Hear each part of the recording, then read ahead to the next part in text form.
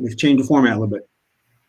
Hey, folks, it's Gene Galin with the Chatham Journal. I've got Asheebo Rojas of the Chatham News and Record. This is the second week of our second season back here doing live streams. Today, you'll be able to find us, as always, on Facebook. We also have visibility on YouTube. And we are back onto X. So you'll be able to see us on all three platforms. I want to thank everyone for watching last week. I know most people don't watch the live stream on Thursdays at noontime, but however, by Saturday, we had over 1,000 folks watch this live stream. Thank you so much for doing this. We also put out some shorts that go out onto Facebook and YouTube as well. Asheebo's been doing a great job with this format, and he's providing a lot of information. Don't forget to follow him on X at AsheeboR38. And as you see in front of you, today's agenda is we're going to talk football. Why? Because the games start tomorrow. Then we're going to talk about what stories Asheebo's got coming up in the Chatham News and Record newspaper today.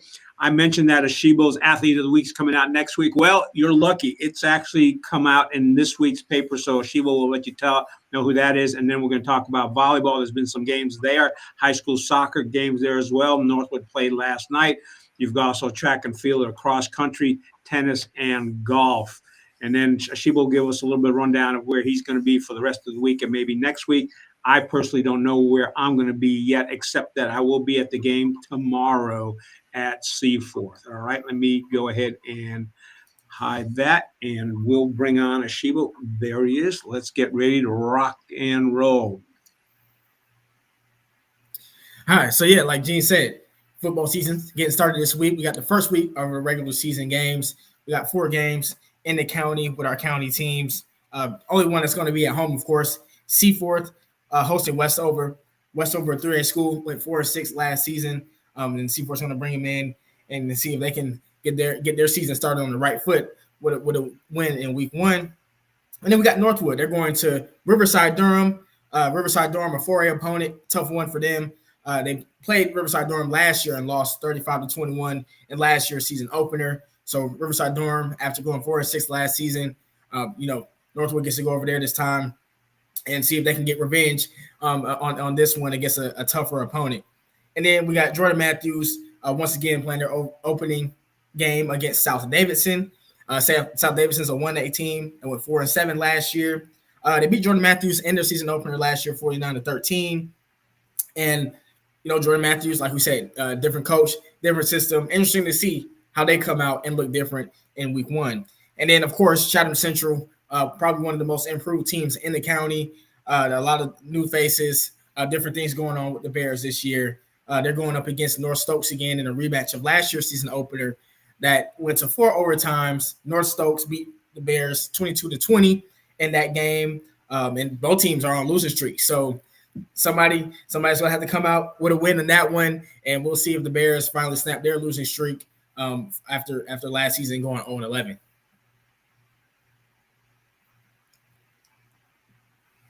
Yeah, and Gene, do you have any thoughts on the games this weekend and what you kind of expect to see out of the teams this year?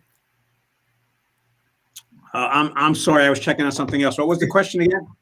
I was saying, do you have any thoughts on the games this Friday and what you're expecting to see out of the teams once they hit the field? I don't know, but I will remind people what was a favorite thing that you were doing last year is a power ranking, but we're not going to do a power ranking for football until at least after this weekend. I don't know what to expect. I mean, what was your sense? Let's talk about the Jamboree. What was your sense from the Jamboree as to what you saw? Because we got to see both Northwood and we got to see both Chatham Central at that Jamboree. I know, Seaforth played at another Jamboree elsewhere, but we did get to see those two teams. So what was your big takeaway from the Jamboree? And they are playing higher level opponents this first week. Yeah, and at the Jamborees, I mean, we saw Northwood and Chatham Central play some high-level opponents as well. Carborough, Southern Lee, Fuquay Varina came out. And just start with Northwood, I think the biggest thing I noticed with them is their versatility in their receiving group.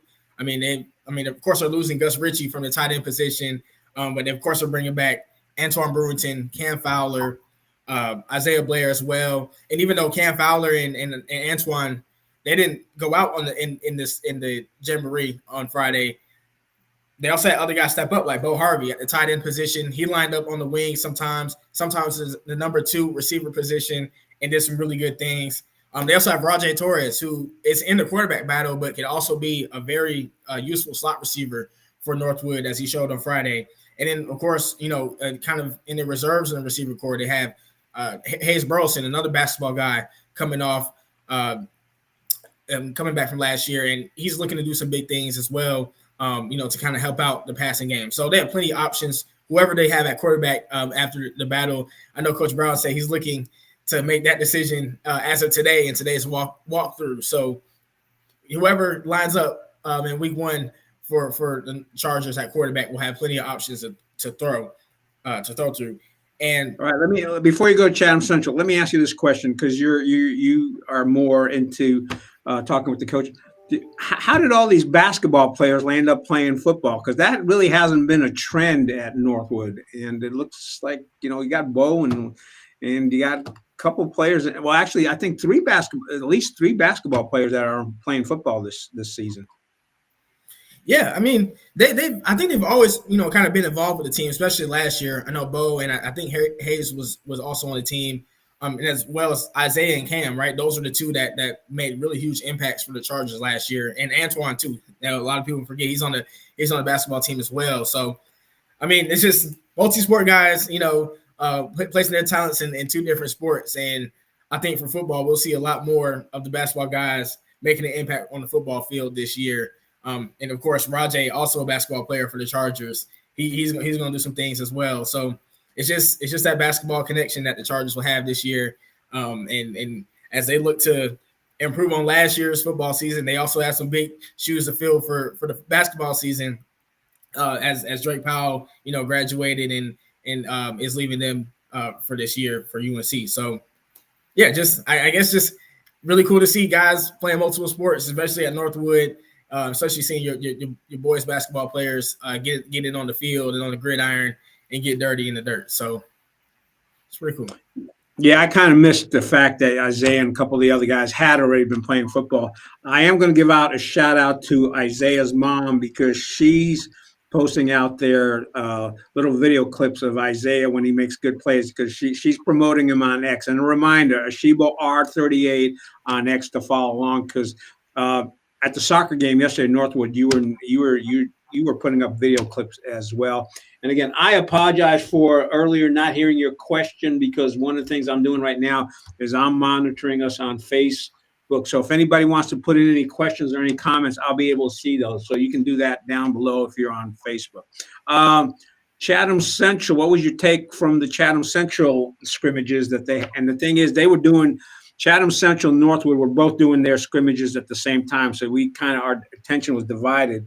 But what was your take from what you saw with Chatham Central from the jamboree? The biggest thing, it's a positive, is the much improved defense that we saw on Friday. And like we said, they played some pretty good competition, some pretty good athletes they went up against from other schools and different classifications. And it wasn't just kind of like how last year, the defense was a bit of a struggle last year for the Bears to get some stops. This year, they added Brennan Oldham on the edge. They also got I think Benjamin Watson from the baseball team as well, who will be on the edge. And they have Nick Glover at safety. He came down and made some plays. He had an interception and jumped the route. Brennan Oldham even dropped back and caught an interception hit as well. So it looks like turnovers will be a big thing for the Bears this year. And just getting pressure on the quarterback. I mean, Brennan was getting in the backfield multiple times, got himself multiple sacks, and really caused some disruptions. I think one of his pressures even led to an interception at the linebacker level. So I think adding that disruption on the defensive line will help them a lot this year, and getting some stops and bringing more pressure on their opponents' offenses.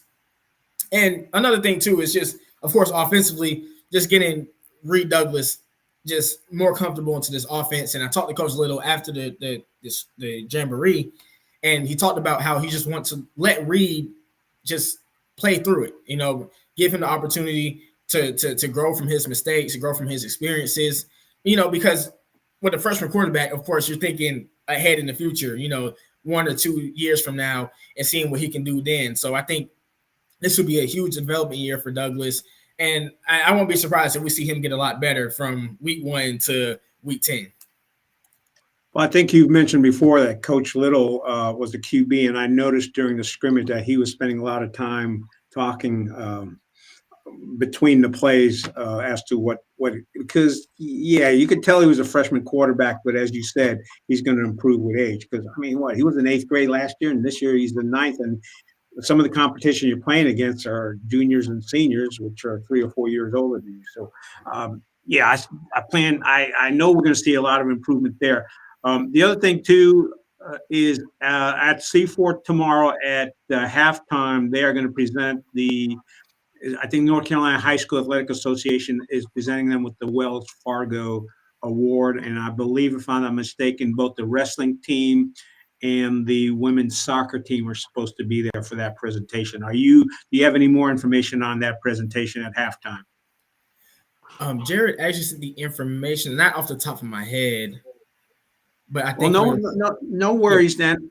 People just need to stay tuned. Come on out and watch that. And Asheebo and I will both be there. I'll be taking pictures and maybe shoot some video as well. And as always, Asheebo will be reporting on it and taking video clips as well. So, and again, this is only our second show of the second season, so we're still scrumming through it, which means we keep getting better.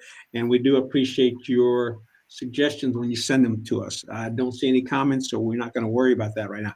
Anything else on football before we go into what stories you've got in the paper this week? Nope. I think we ran through, our matchups this week and just looking to see, who was going to come out on top in not just the county, but in the conference for the Mid-Carolina 1A, 2A, which deals with, of course, all the Chatham County teams. And like I said, first power rankings will come out after the first week to see how the games play out on Friday. Personally, I'm thinking just kind of as a preseason ranking, I'm thinking Northwood, Seaforth, Chatham Central, and JM coming into the year in that order. Like I said, I think Chatham Central is going to be much improved. I think Northwood has a really good opportunity to build on last year. They've added some pieces in the offseason, and it looks like they've regrouped and moved some things around, got some other players involved. So I'm interested to see how they look in the first game. And Seaforth as well. I think they're looking to make that next step with some older, more experienced guys. And they got some really good players on the individual level, like Nicholas Gregory, who was an interceptions leader in the conference last year. So, yeah, just hoping for another great football season that will get started on Friday. All right, let's go into what stories you've got in the paper and then who your athlete of the week is. Yeah, so in the paper, we got our first recap of the first week of fall sports here in Chatham County, going through all the sports that had games and volleyball, girls tennis, boys soccer, a little bit of track and field action as well. And we'll talk a little bit more about that later today. But also we had a story from Seaforth volleyball season opener. They lost to Apex Friendship 3-1, and a little bit of just kind of a preview into their season as well. And then we have Jordan Matthews, their season opener. They lost to Northwest Guilford. A little bit of a preview into their season. Also, with the Jets, they're coming with a younger team. I know Coach Quadros it's a rebuild year for him and Jordan Matthews, and so they're trying to put together another good young core that I've always had in the past that's grown into a really good perennial playoff team. And first 3 games, I think they're 0-3 to start the season. If I'm not mistaken, yeah, they lost to Southwest Randolph on Monday. They're expecting to look a lot better in conference play, but these first few games out of conference play are learning experiences, and that's what they got in their season opening games last week. So more on that. And then we also have Seaforth hiring their assistant Spencer Messmore as the new head baseball coach. Landon Jones will remain on the staff as an assistant, but he's going to pursue a law degree at UNC Chapel Hill. So while he's doing that, he'll still be helping out with Coach Messmore and leading the Hawks to another successful year to build on last year, really. another great team that's bringing back a lot of players that will be seniors, juniors next year, and looking to make a deeper playoff run than last year when they went to the third round.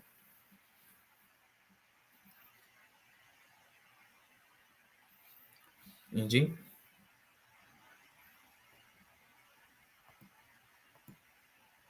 Oh, sorry about that. Anything else in the paper that's coming out today? If you want, go ahead and talk about it. I also got Athlete of the Week coming out today from last week.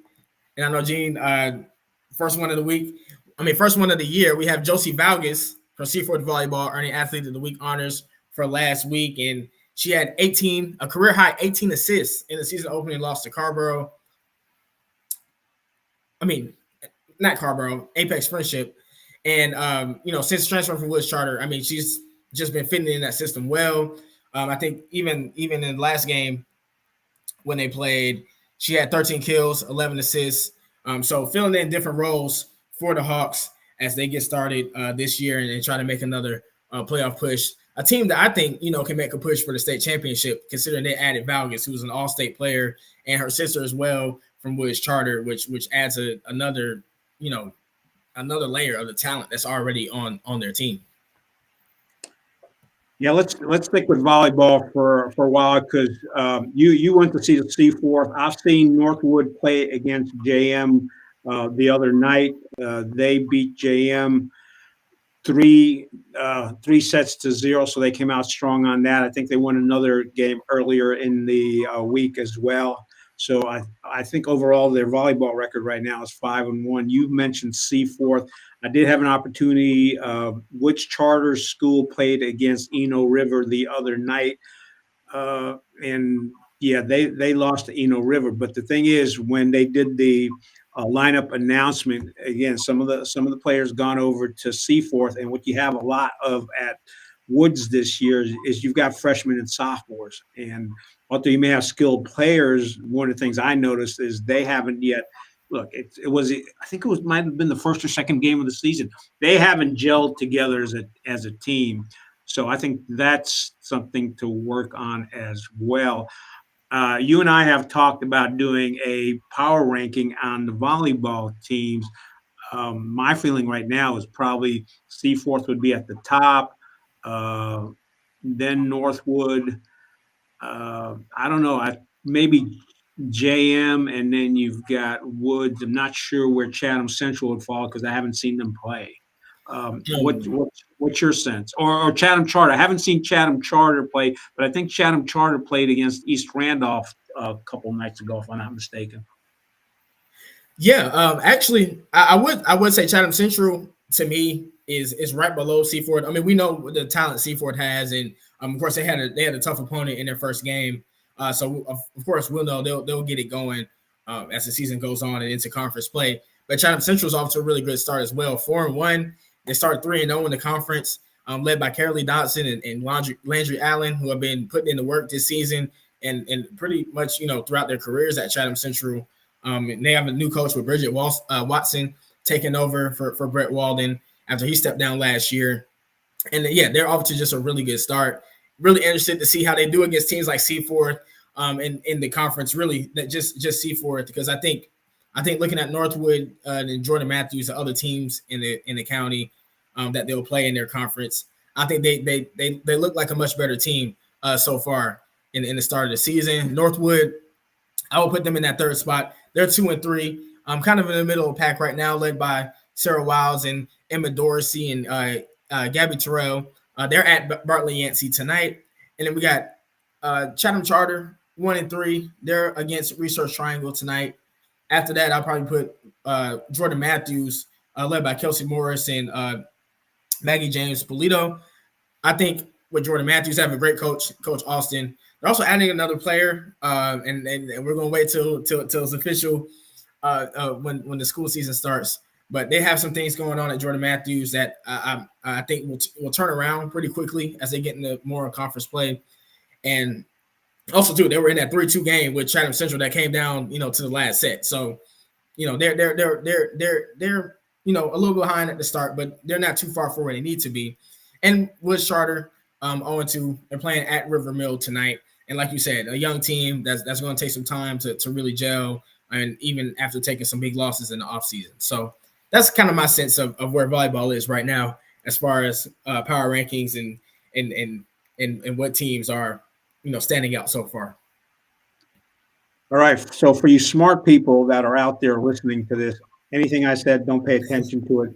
Listen to what Asheebo says, because he's the reporter. I just take pictures and shoot videos. Oh, also I need to remind folks, I'm at 79 Studio here at 79 West. They've got a nice little podcast room which they allow me to use, and it's got soundproofing and everything else. So I don't have to worry about any kind of noise. So I appreciate Dustin Miller allowing us to use this facility. Yeah, a lot more volleyball coming up. And as I said, you need to worry about what Asheebo said about volleyball and don't pay too much attention to me. All right, let's see what else we've got sports-wise.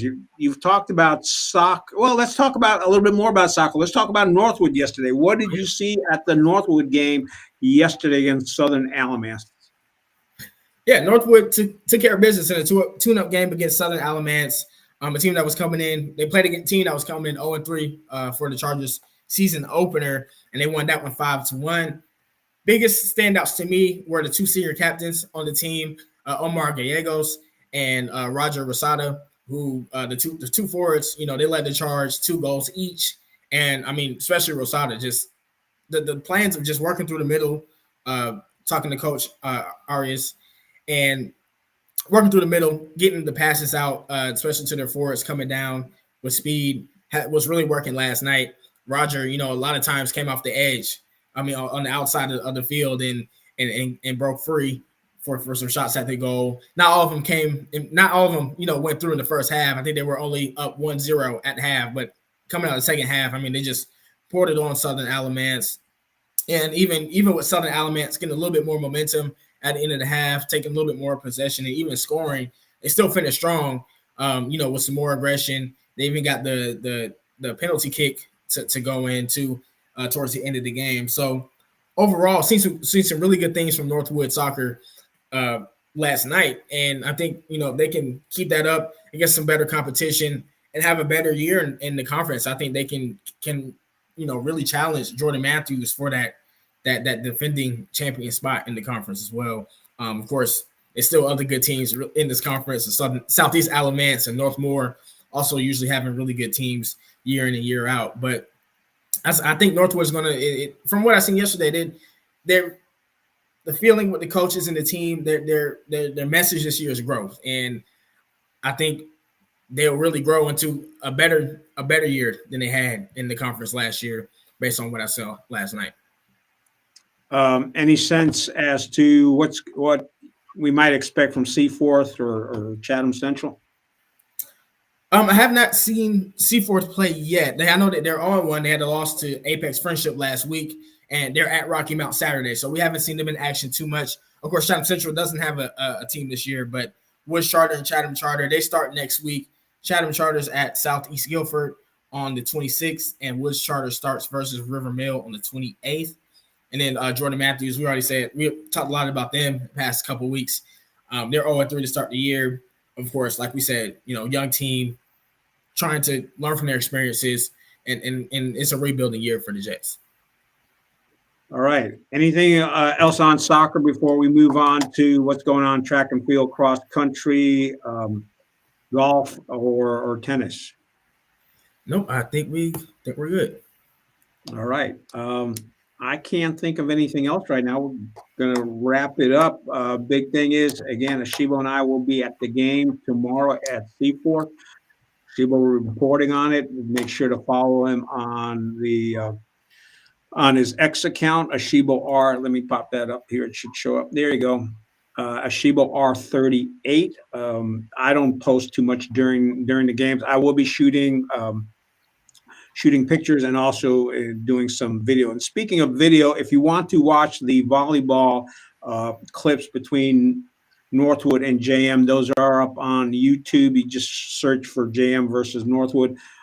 Because we had 2 Chatham County teams, I put the video on Jordan Matthews for 2 of the sets, and the video onto record the video onto Northwood on 1 of the sets. So you'll be able to see that. We also have video up on the Woods Charter School. So we're trying to get all that information out. Again, if you want good information during activities, during the actual sporting events themselves, make sure to follow Asheebo R38, because I know I do, and I repost his stuff on ChathamNC Sports on X as well. Asheebo, you know where you're going to be next week at all, or is that you're going to wait until after this Friday? I'll probably wait till after this Friday just to see what games will be most interesting this week.